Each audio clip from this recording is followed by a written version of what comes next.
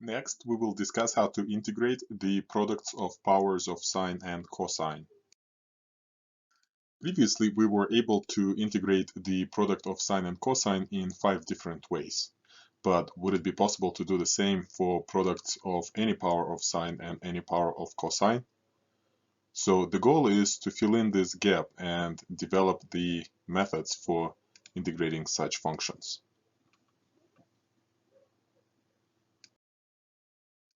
Let's consider the following example in which the power of sine is 3 and the power of cosine is 4.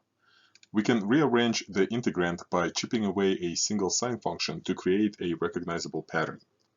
Then we set up the substitution by setting a new variable, let's say t, equal to cosine of x, and finding the differential of t. Now we plug everything into the original integral and notice how, because of the discovered pattern, we have nothing but the function of t left in the integrand. We finish the process by finding the antiderivative and plugging the original function cosine of x for t. Notice that the reason that this technique worked was that we had an odd power, which allowed us to split the product into a recognizable pattern. But what do we do when none of the powers are odd?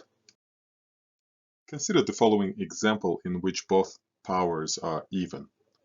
We are going to use trigonometric identities to reduce the powers of sine and cosine and rewrite the integrand.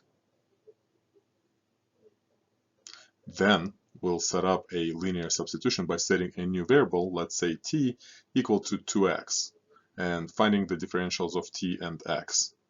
After we plug everything into the original integral, we have nothing but the function of t left in the integrand. We finish the process by finding the antiderivatives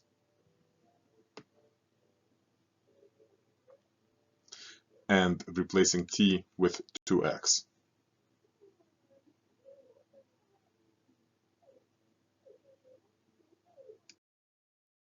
In summary, when n or m is odd, we can use the split and substitute technique, in which we rearrange the integrand by chipping away a single sine or cosine function to create a recognizable pattern.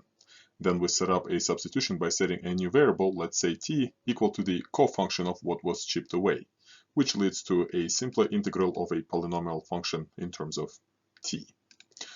When both n and m are even, we can use the trigonometric identities to reduce the powers for both sine and cosine, turning the original integral into a simpler one.